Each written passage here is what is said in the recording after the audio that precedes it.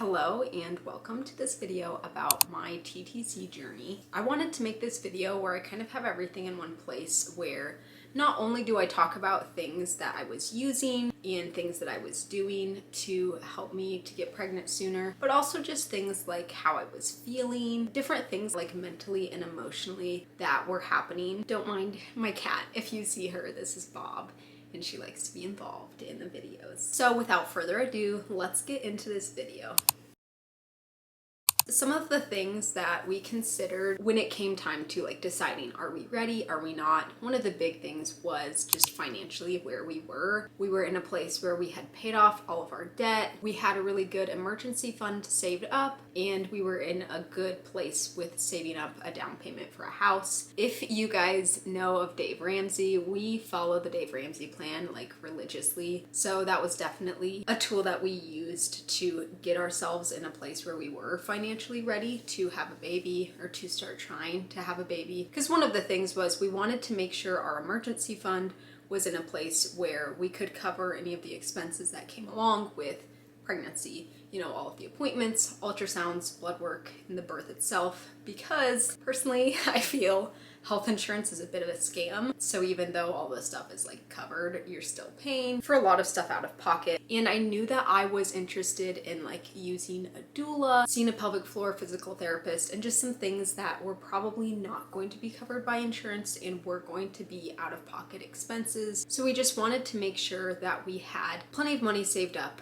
for all of those things. The other really more obvious thing was making sure we both were in a good place physically. Obviously, when it comes time to having a baby, you want to be in peak condition. You want to be in really good health, because both of your health is going to contribute to, getting pregnant. Now, you could have two perfectly healthy individuals, and for whatever reason, infertility could still happen for you. It's not like being healthy is fully protective of anything going wrong, but it just kind of increases your chances of having a healthy pregnancy if you're doing the things that you can be doing to be taking care of your body and know what's going on with your body. This was something that we were really intentional for it to be both of us and not just focused on me and my health. I think that's a place where people can kind of get stuck sometimes, because obviously the woman is the one who's going to be, experiencing pregnancy and everything. So you kind of overly focus on her health, but sometimes you can forget about the dad. He is contributing, 50%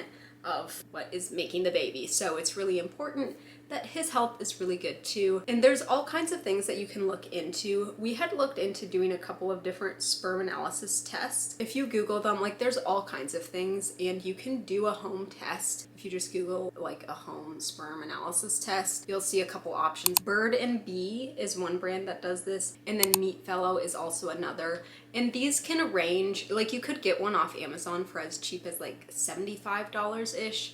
And then it ranges up to about $200 to $300. It kind of depends what all you want to look at. But this can be a really helpful tool. I would recommend you look into doing this early on, because you would hate to go through months and months and months just to find out there's no sperm, or something that is very obviously happening with the sperm. So this is not something that we actually did. I had planned to do it the 3rd month into trying to conceive, but we just didn't end up getting there, so we did not end up doing this. For me, I scheduled a preconception appointment so I could make sure everything's good with my body and make sure I know what to expect. You can get a little bit of education then from your doctor about what you can be doing now, maybe red flags to look out for. Now, I wouldn't have super high expectations, because for me personally, that preconception appointment was not helpful at all. They gave me such basic information, just take a prenatal, have intercourse. If it doesn't happen in a year, then you should get things checked out. But that was pretty much it. So not super comprehensive, but especially if you know that you have cycle issues, wouldn't be a bad idea to do this. And then with my health, the other thing that I did personally was I had been going to this great holistic type of OB, and I loved her. She was super helpful. She actually did not dismiss my symptoms, because I experienced a lot of really painful periods, and I actually did have heavy periods. It just took me a long time to find that out. She helped me figure out that I had elevated prolactin levels, and we worked on getting those levels down because that was something that had the potential to get in the way of getting pregnant, because if you have elevated prolactin levels, it can interfere with ovulation. So we kind of looked into that. I had an MRI done to make sure I didn't have a brain tumor, which I didn't, and I actually took Vitex. That was something that naturally lowered my prolactin levels. I was to a place where I felt good about how my periods were, how my prolactin levels were when we decided we were ready to start trying. So another thing that was happening when we were deciding whether or not, we were ready was just getting in a place mentally where we felt ready to kind of tackle this season of trying to conceive and pregnancy and having a baby and all of that. With that, therapy played a big role. We both made sure that we were attending therapy regularly. So my husband and I both were doing that because I think that's something that's, again, not talked about, but it's really important to be in a good place and really helpful because, again, you don't know how long the trying to conceive journey is going to be, what all you're going to run into. It's really helpful to already be in therapy. And even if you do get pregnant right away, there's so much that comes along with pregnancy and bringing a baby into this world that can be challenging mentally, and you just want to be a parent who is in a good place mentally, and therapy is really great for that. So just some other things that I wanted to talk about that were happening as far as when did I know that I was ready personally? I started getting really sad whenever I would get my periods, even though we weren't trying to get pregnant. And that's something that I've heard quite a few women say, and it's really weird when it starts happening because it's such a switch from being relieved to get your period to getting sad, and you feel so weird to be sad, and I'd be crying, and I'm like, what is happening? This, we were not trying to get pregnant. This wasn't a surprise. That, I don't know. It's very odd, but definitely telling, I guess, that you're kind of getting into that season where you're clearly wanting a baby. Obviously, I wouldn't make the decision to have a baby just based off of the fact that I was crying when I got my periods and was sad that I got a period. But it's just something, it was something that was happening. So it's something I wanted to share. And then the last thing, of course, that we were doing when trying to decide was just praying a lot. Praying for God's timing with everything, and just that he would help us to figure out, when we were ready, because it's such a big deal to have a baby and bring a child into this world that it's you need all of the assurance you can get, at least for me. And I'm very type A, so I feel I especially just need all of the assurance I can get. That's just kind of some of what was happening with trying to decide when we were actually ready to start trying to have a baby. The next really big thing that I wanted to talk about was cycle tracking. And if you are familiar with my channel at all, then this is a big thing that I talk about. This is kind of the main thing.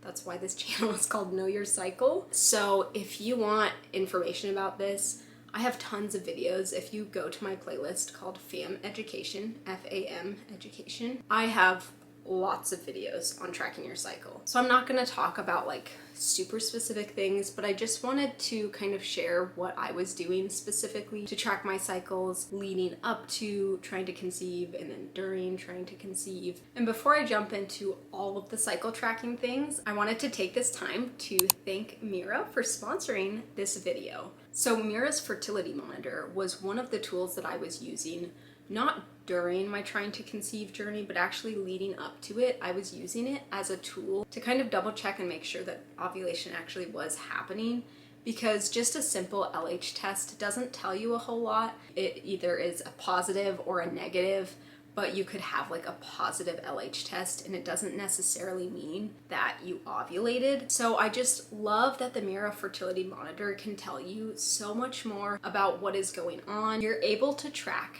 estrogen, progesterone, LH, and FSH, which gives you way more information than just tracking LH. It identifies your 6 most fertile days, and it's actually giving you quantitative data. It's not just telling you positive LH test or negative LH test. It's telling you actual values for each of the hormones that you're testing each of the days that you're taking these tests. And it's just such a helpful tool to figure out your cycle health. This can be especially helpful if you're not someone who's really interested in learning every single thing about like your cervical fluid and all of these tiny things. Just having one tool that can kind of give you a lot of information is really helpful. And it's really helpful that this is something that you can do at home. This isn't something that you have to go and like get your blood drawn or have to get your doctor to recommend this. You can just do this yourself. You really have control as far as how you want to use this tool. And for me personally, it was something that I used around the time of my fertile window to figure out when I was ovulating, looking for that progesterone rise to indicate that I had in fact ovulated. So this was a tool that helped me to kind of figure out my cycles, to know that my cycles were looking good and looking healthy before trying to get pregnant. And this would be a great tool when actually trying to conceive, because it's telling you, exactly when you're most fertile, which can really help you maximize your fertile window. So once again, thank you to Mira for sponsoring this video. You can use my code, which will be in the description of this video. I will have a link there as well if you're interested in getting the fertility monitor. Now back to other things that I was doing, other tools that I was using to track my cycle. One of the apps that I really did like was Pre-Mom. One of the best features of this app is that you can actually put in the pictures of your LH tests. You can see like when it was actually the peak. It gives you actual values. It can see those slight changes that can be hard to see like with your own eyes. So like you can see here, it selected with that purple day is the peak, whereas that next day it was high, but it wasn't like peak. Really nice feature about it, and you don't have to use just one specific test strip like brand. They have options for several.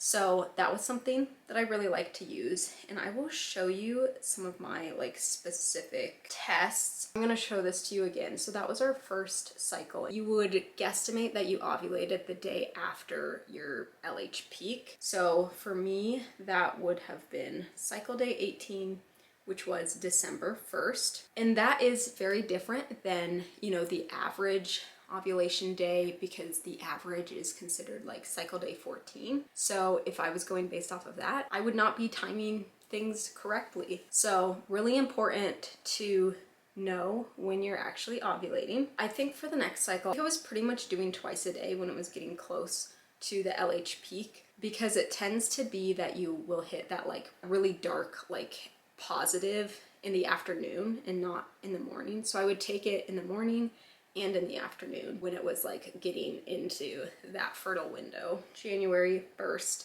you can see, is when I had that peak. But again, this is just so nice. It's just such a great way to like keep things organized and being able to like look back and everything. So I loved using this app. And then once you actually, are pregnant, you can track your pregnancy with it as well, which I was doing for a little bit, but then I switched to the Pregnancy Plus app. I just like it a little bit better for like being able to see what your baby looks like and everything. That's another tool that I was using. And then the other big tool I was using was just like my cycle tracking papers. I was tracking my cervical fluid observations, which is really helpful to learn about, as well as like symptoms, basal body temperature, LH test, all of that kind of stuff. So I will show you some of my actual charts like leading up to getting pregnant and the month that I did actually conceive, so you can see what that looks like and see like what my basal body temperature was doing and all of that good stuff. So as far as my paper like cycle tracking, I started this way back in December of 2023, I believe. So I'd love to show you all of my charts. So this is something that I was doing well before the preconception phase, well before trying to conceive, but I would at least encourage people to start this once you're wanting to get pregnant soon. You're kind of in that active preconception phase, to really be getting to know your body, getting to know your cycles, tracking everything, tracking your periods, how much blood you're losing each day, and kind of the total blood loss each period. When you're ovulating, really, really important, and you can start to see a pattern. Maybe you typically ovulate late or early compared to other people. be tracking your basal body temperature. It's a great way to also help to confirm that ovulation has happened. And it's also a great way to tell that you are pregnant before maybe a pregnancy test could pick up on it. Something else that I like to do were these like cycle recaps. So you can see here the things that I really liked to track that were really important to me. So the total amount of blood lost was really important to me, period length, if I had any spotting, my cramps and how severe they were, what day I was ovulating, luteal phase length, that's really important. This was something that I went a little crazy with. Obviously, nobody has to do any of this, but if it's something you enjoy, then, you know, it's an option. And if you're interested in using any of these charts, just let me know in the comments and I can email them to you for free because I just want to help you out. Because I did design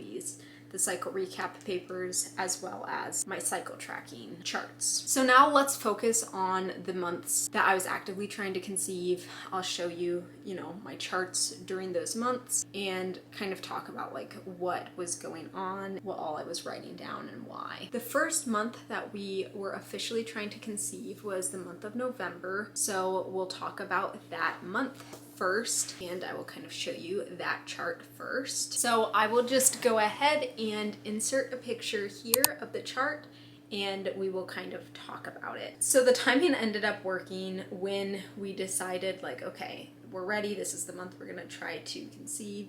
That was actually kind of the beginning of the fertile window. So because this was our first month of trying, we really wanted to be very laid back about it and not stress about timing intercourse or anything like that. But because I was tracking everything, I knew when I was in my fertile window, so especially those dark blue days from cycle day 13 through cycle day 18, I was having very fertile cervical fluid. And then you can see the little plus sign that I have there above those like blue days. That is when I got my positive LH test. The estimated day of ovulation was cycle day 18. The little hearts were kind of days of intercourse, day of ovulation. We didn't do anything, and that's fine because sperm can live, you know, for days in fertile cervical fluid, so you don't have to stress about like every single day. But this cycle, it was not the one for us. You can see though, I did have a 14-day luteal phase. That is long for me. I'm typically more around 12 days, so I really thought I was pregnant because my luteal phase was longer than normal. And your luteal phase typically just doesn't change very much. So you can also see my basal body temperatures had a nice rise and stayed elevated. You know, even 13 days past ovulation, it was still elevated. So again, I really thought I was pregnant. But then that cycle day 32, 14 days past ovulation, I started having spotting and my basal body temperature also dropped. So I knew at that point that I was not pregnant. And then we can talk about the next cycle, which was the cycle that we actually did conceive. For this cycle, I was a little bit more aware with intercourse timing. I just wanted to time things a little bit better this time, be more intentional, and, you know, see if that would end up working. So what I did this cycle was actually 3 days in a row, starting on the day that I got the LH peak, and then the next day, and then the next day. So what that ends up being is the day before ovulation, day of ovulation, and the day after ovulation. And again, this was a cycle that it did end up happening for me. I did get pregnant, so that did work, that timing. However, obviously that is not the only factor. You know, if you have something else going on, then even the most perfect timing is not going to, you know, be the magic thing that makes it work. So I just want to, you know, put that disclaimer out there that of course this is not the only thing that matters, but that was something that was happening this cycle. Also something random that I was doing this cycle. I was drinking matcha like every single day. Starting like the day before the start of my fertile window, I was drinking a lot of high quality matcha, and the polyphenols in that are supposed to be really good at helping you have like a healthy ovulation and then supporting a healthy like progesterone production. I don't know. All I can say is, again, this was a cycle that I did get pregnant. Who knows if that was the reason why. Probably not. It just happened to be something that was happening. My husband and I both got sick like just before ovulation happened. I don't know if that helped in a sense to kind of bring the stress down, because it was like, okay, we're probably out this cycle.